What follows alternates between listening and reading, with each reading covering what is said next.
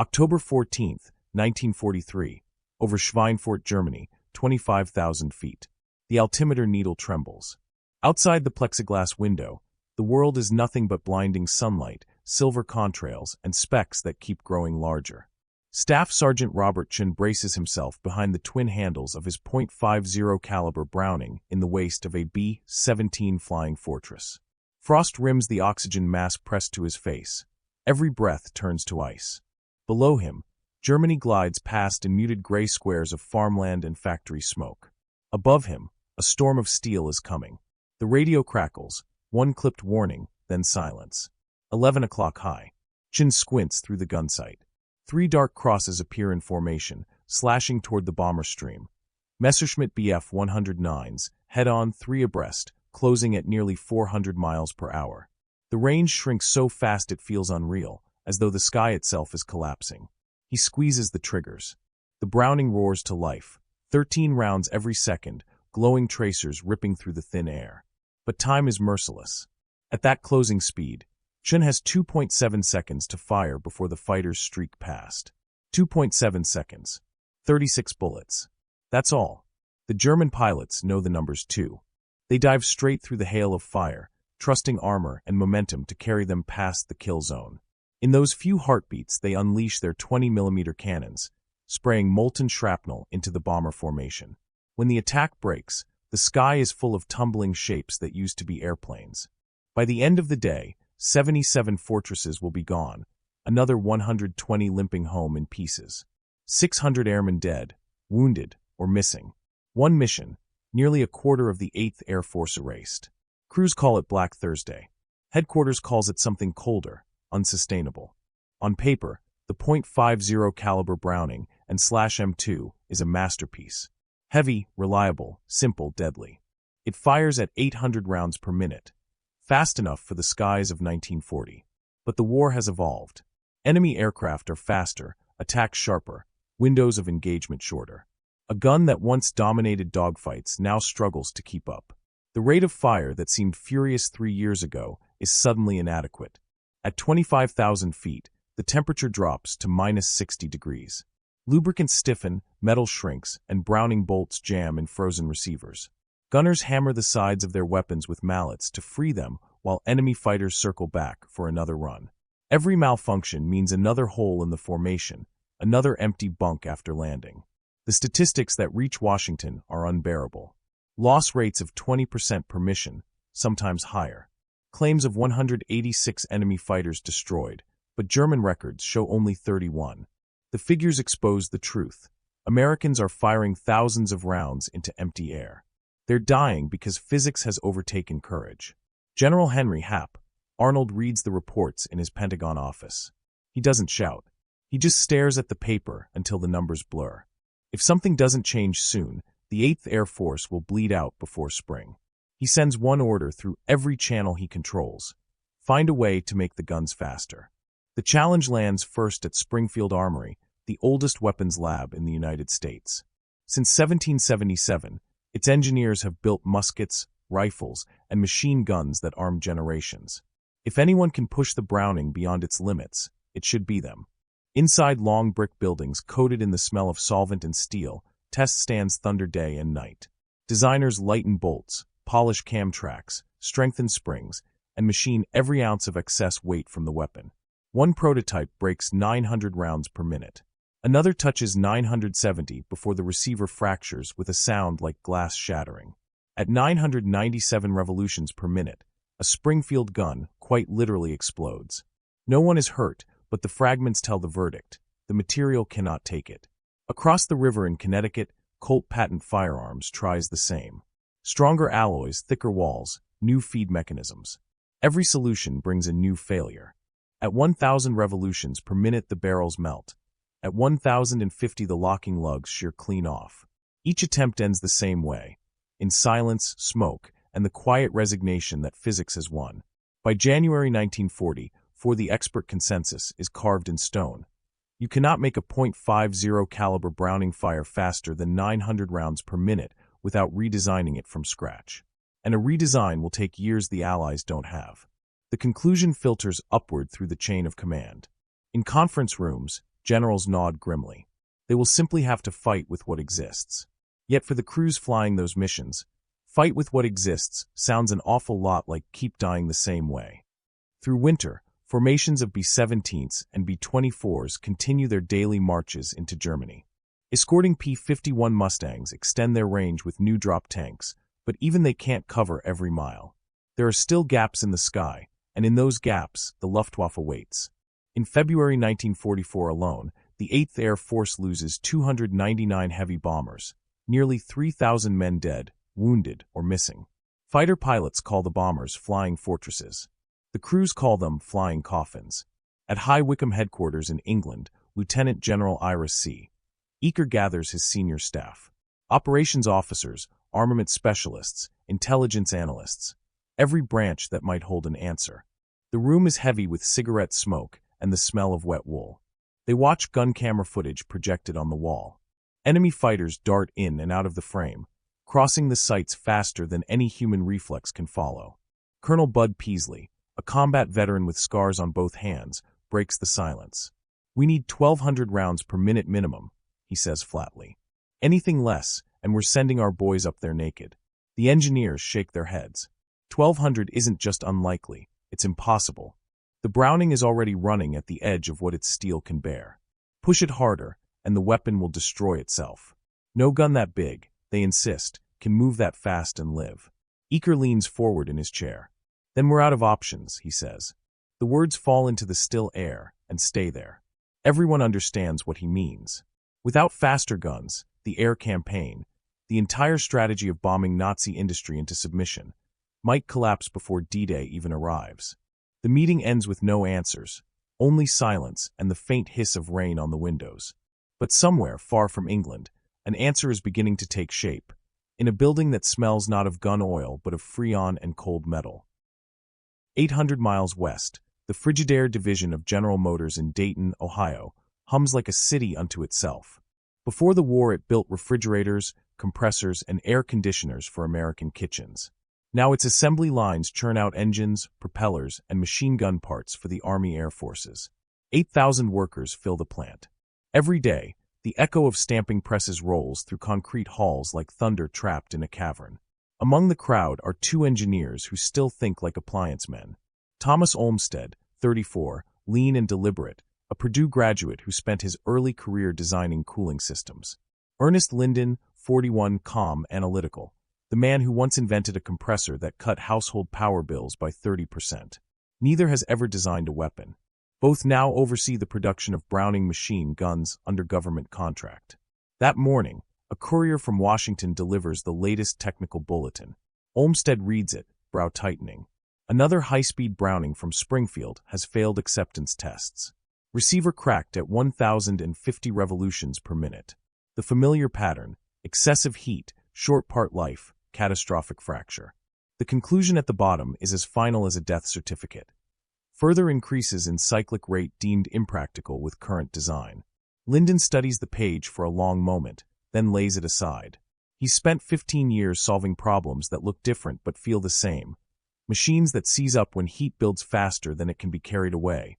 Cycles that lose efficiency because motion takes too long to complete. He looks at the Browning diagram again, at the long travel of the bolt, the energy wasted in return strokes, the points where friction piles up like snowdrifts in a narrow street. He says quietly, "We've been thinking about this wrong. It's not a strength problem. It's a heat management problem. A timing problem." Olmsted glances up. Meaning if we treat it like a refrigeration cycle, not a weapon, maybe it behaves differently. The words sound ridiculous inside a weapons factory, but they're about to reshape the air war. As winter drags on, morale across the Air Forces sinks. Crews begin refusing missions, claiming the defensive guns are too slow to matter. Commanders threaten court-martial, then quietly file for replacements they don't yet have.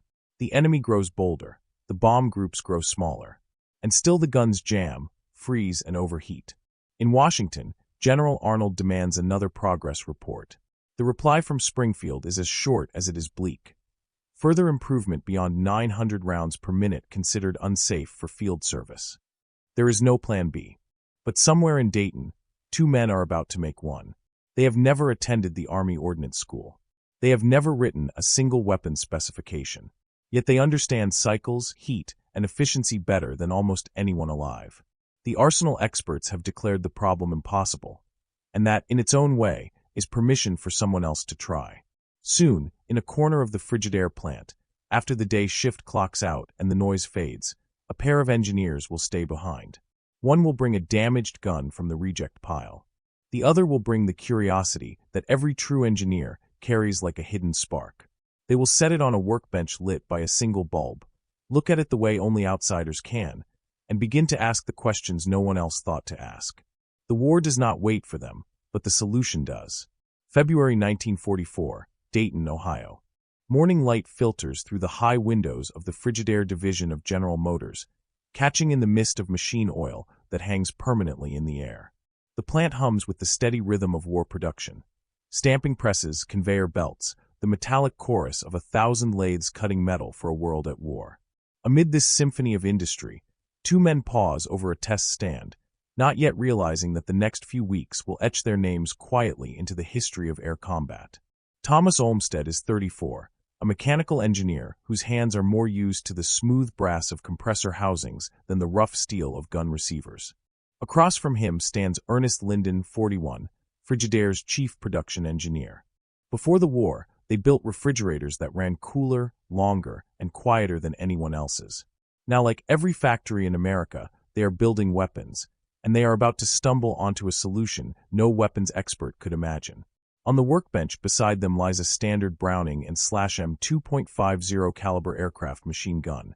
Heavy, scarred, perfect in the ways it has always been, and flawed in the way that now costs men their lives. The Army's latest bulletin has just arrived. Springfield Armory's newest high-speed prototype has failed again. Receivers cracked. Bolts shattered. Rate of fire still under 900 rounds per minute. Each failure reads like an obituary for another idea that was supposed to work. Olmsted leans against the bench, reading aloud the dry phrases. Catastrophic failure, excessive stoppages, unsatisfactory endurance. Linden doesn't look up. He's tracing the diagrams with his thumb, watching how the bolt rides forward, locks, recoils. He's not seeing a gun. He's seeing a cycle, a machine moving heat and force the way a compressor moves vapor and pressure. It's the same rhythm he's lived with for 15 years. Finally, he says quietly, they're treating it like a strength problem. But it isn't. Olmsted frowns. What else could it be? A timing problem. A thermodynamics problem. They're trying to make steel stronger.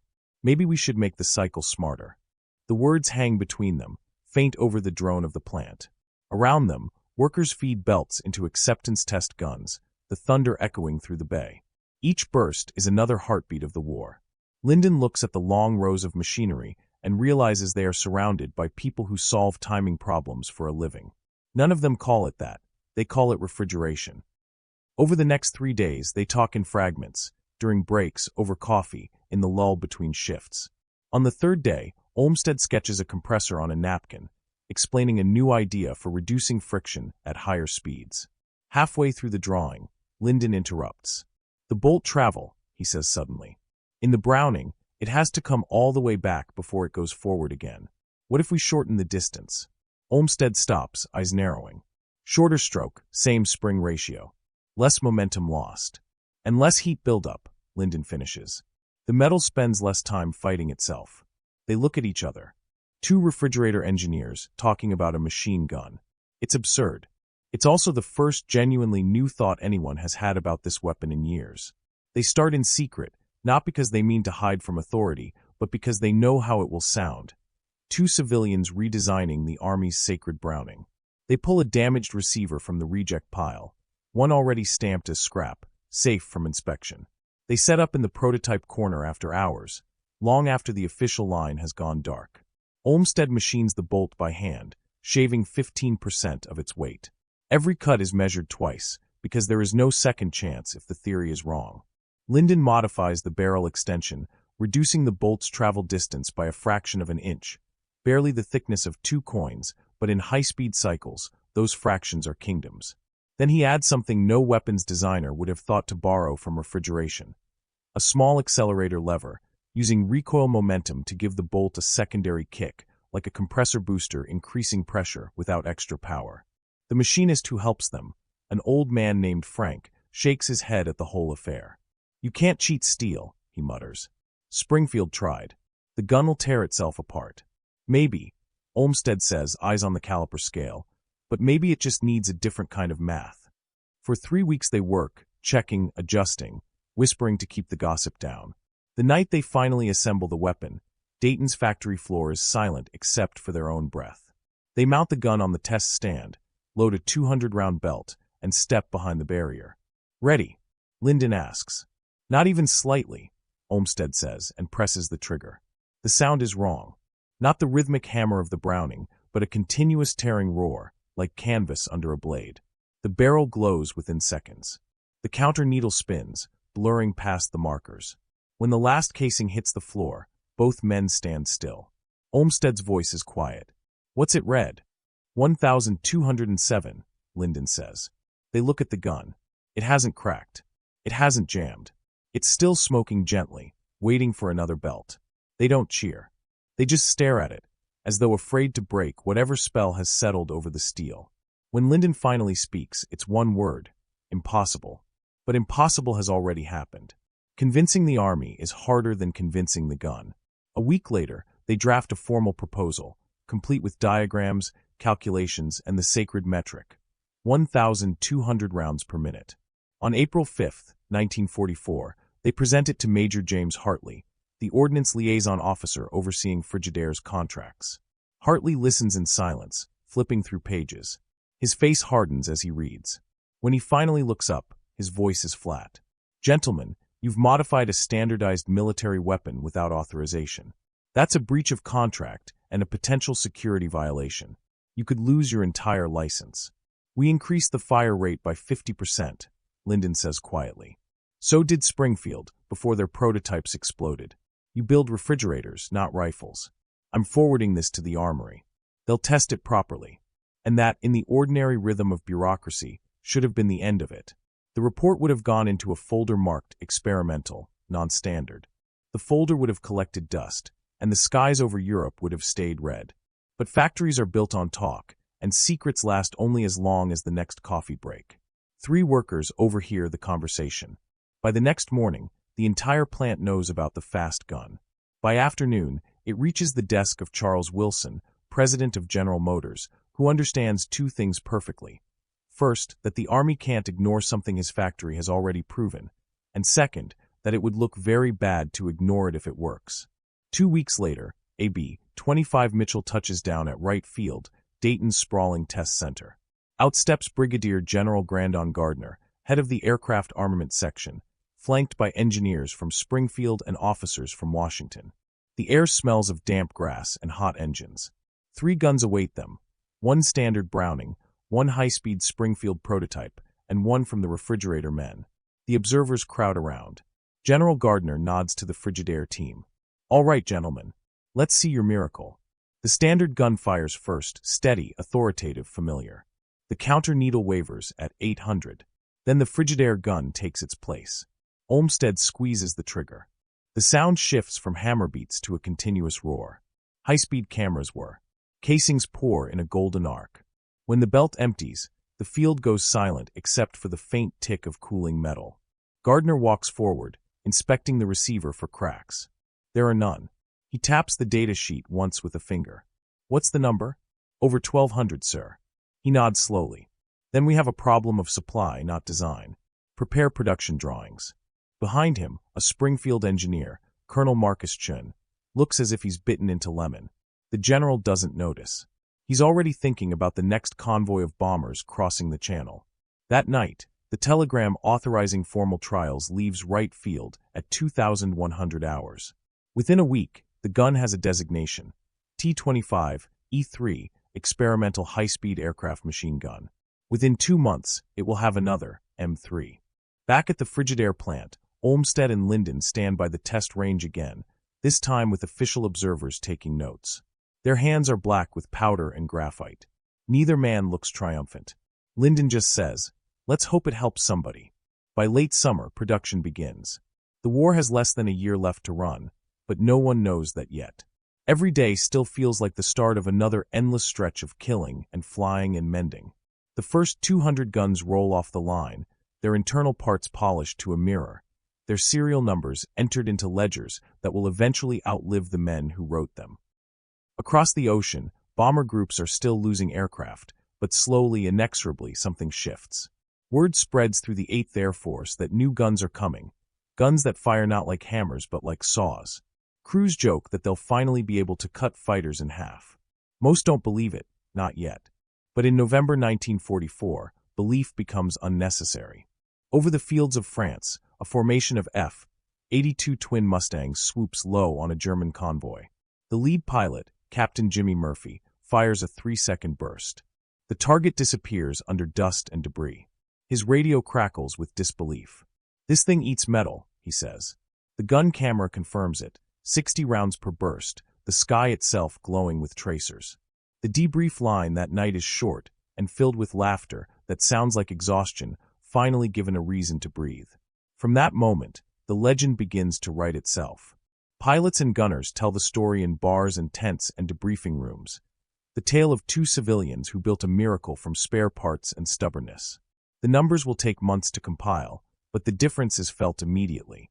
Attacks that once broke through now falter. Fighters that once bored in close now hesitate. There's something new in the sky, and it speaks in a single, continuous note that even the enemy learns to fear. The high-speed gun moves through the war like a rumor that keeps proving itself true. And behind it all, in Dayton, the men who started it keep showing up for work, checking tolerances, signing off on inspections, listening to the same roar day after day until it becomes the sound of an impossible idea made real. February 16, 1945, Pacific Ocean, 8,000 feet above Okinawa. The sun glares against the water like molten steel, and 12 Japanese Zero fighters slice through the clouds toward a formation of American bombers. Leading the combat air patrol is Lieutenant Robert Bob Polson of Milwaukee, Wisconsin. He's 23 years old, steady, quiet, the kind of pilot who listens more than he speaks. This is his first mission with the new guns.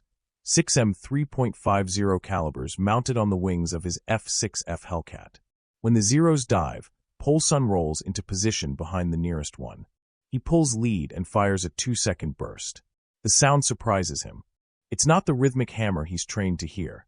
It's a tearing, unbroken roar, a wall of bullets instead of a string. 60 rounds leave the barrels before his finger lifts from the trigger.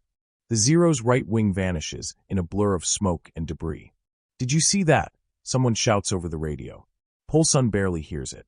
He's already pulling up, finding another target, firing again. 2 seconds, 60 rounds. The second Zero erupts in flame. By the end of the engagement, 7 Japanese aircraft are down. Not one American plane is lost. That night, aboard the carrier USS Hancock, the gun camera footage plays in the ready room.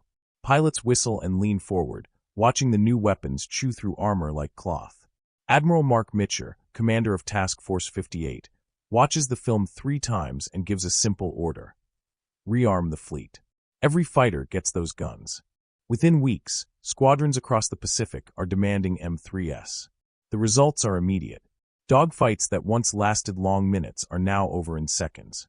Gunners and pilots alike describe it the same way. The bullets come out like water under pressure. Captured Japanese reports will confirm what every American already suspects. One translated document, recovered in March 1945, records the words of an enemy pilot named Saburo Endo. American guns now sound like tearing cloth. Before, you could count the bullets, tack, tack, tack. Now there are no spaces between. It is like flying into a wall. Many veterans die in seconds. We tell new pilots to dodge, but there is no room to dodge. The M3 has changed the math of survival. Where the Standard and /M2 delivered 40 rounds in a 3-second burst, the M3 sends 60. That's 50% more firepower in the same blink of time. In aerial combat, where the difference between a hit and a miss can be measured in fractions of a heartbeat, it is the difference between living and dying. The weapons affect ripples through every branch of the air war. On the ground, P-47 Thunderbolts armed with M3s devastate German armor columns. Reports from the 9th Air Force describe a single strafing run near Remagen Bridge. 37 vehicles destroyed in one pass.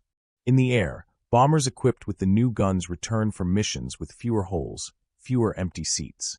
By April 1945, the statistics are undeniable. Units flying with M3s show 23% fewer losses than those still armed with standard weapons. 2,400 M3s are produced before the war ends. Not many compared to the hundreds of thousands of Brownings already in service, but enough to change outcomes in the final months. Behind every percentage point in those reports are faces. Tail gunners who see the tracers reach farther, waist gunners who finally have time to fight back, pilots who live to write letters home. In one of those bombers, a B-29 named Lucky Lady, a tail gunner named William Chun, no relation to the man who fought over Germany, records a diary entry that will one day be preserved in the Air Force archives. New gun's something else. When you pull the trigger, it's like opening a fire hose. Fighters don't press their attacks anymore. They make one pass, see the tracers, and break off. Before, they'd bore in close. Now they're scared. I'm scared too, and I'm the one firing it. The change is not only mechanical. It's psychological. Across the skies of Europe and the Pacific, enemy pilots learn to recognize the sound. To them, it is the new voice of inevitability. When the war ends that August, the guns are still young. They've seen barely a season of combat, but their reputation has already outrun them. In the months that follow, engineers study the captured data and realize what they've built. A machine that lives at the edge of what metal and heat can endure, and yet endures. The M3's story doesn't end with peace. It follows the American flag into Korea. On the cold morning air over the Yalu River, F-86 Sabres armed with 6 M3s dual Soviet-built MiG-15s. The kill ratio climbs above 7-1. When pilots are asked what made the difference, they talk about speed, training, and radar, but every one of them mentions the guns. You don't shoot, one says. You draw a line, and the enemy flies through it. In Vietnam, helicopter door gunners mount the same M3s on pintle brackets, using them to lay down curtains of fire that hold off ambushes and protect evacuations. By then the design is 2 decades old, but it needs no apology. The barrels may have changed, the feed chutes may have improved, but inside each weapon lives the same principle Olmsted and Linden discovered in 1944. Shorter travel, lighter bolt, faster cycle, better cooling. When Frigidaire's engineers return to civilian life, they do so quietly. Tommy Olmsted goes back to designing refrigeration systems, content to let the world forget that he once changed the course of an air war. In a rare interview for the Dayton Daily News on the 10th anniversary of VJ Day, he says simply, "Ernie and I just applied the rules we already knew. We weren't trying to be heroes. We just thought maybe we could help." Ernest Linden stays with Frigidaire and eventually becomes vice president of engineering. In a 1963 letter to a military historian, he writes, "The weapon succeeded because we didn't know enough about gun design to know what was impossible. Sometimes ignorance is an advantage. We weren't trapped by the assumptions experts take for granted. History would take its time catching up with them." For decades, the M3 remains in service, evolving through new names and minor refinements. The FN M3P, built under license, will one day equip helicopters, gunships, and the Avenger air defense system. The core mechanism, born from a refrigerator engineer's pencil sketch, will survive into the 21st century. When the Air Force Historical Foundation finally recognizes Olmsted and Linden in 1994, 50 years after their first prototype fired, their families accept the awards at the National Museum of the United States Air Force, just a few miles from the same factory where the experiment began. The display case contains an M3 and a brass plaque that reads, "For demonstrating that innovation is not bound by expertise." Visitors walk past without realizing that the gun they're looking at was built by men who had never fired one in anger. They were not soldiers, not officers, not trained ordnance specialists. They were civilians who saw a weapon the way they would see a compressor, an energy cycle to be refined. They did not add power. They added efficiency. And that small shift, invisible to the naked eye, saved lives by the thousands. The lesson endures long after the weapon fades from service. True innovation, the kind that rewrites limits, rarely comes from the people trained to see those limits as sacred. It comes from minds willing to wander, minds that ask, "What if?" instead of, "What has always been?" If you walk through Dayton today, the old Frigidaire buildings still stand, their bricks faded, their windows blank. The hum of production is gone, but if you stand in the right corridor and listen hard, you might almost hear it, the faint echo of a test stand, the metallic roar of a gun that should not have worked and yet did. Tommy Olmsted and Ernest Linden didn't set out to make history. They set out to make something work better. That's the quiet miracle of their story. Greatness disguised as practicality, genius hiding inside common sense. In their world, every cycle was a problem to be smoothed, every vibration a flaw to be tamed. In 1944, that philosophy crossed an unlikely border, from kitchen machinery to combat weaponry, and changed the trajectory of an entire war. And it leaves behind a truth that every generation keeps rediscovering. Sometimes, saving lives begins not with orders from above, but with two people looking at a stubborn machine and refusing to accept that it has reached its limit. Innovation doesn't always wear a uniform. Sometimes it wears a shop apron and smells like machine oil. If this story moved you, please share it, like it, and subscribe to the channel for more untold World War II stories of courage, invention, and the everyday genius that changed history. Drop a comment with your city or country. I love seeing how far these stories travel. Until next time, keep your eyes on the horizon and your imagination fired up.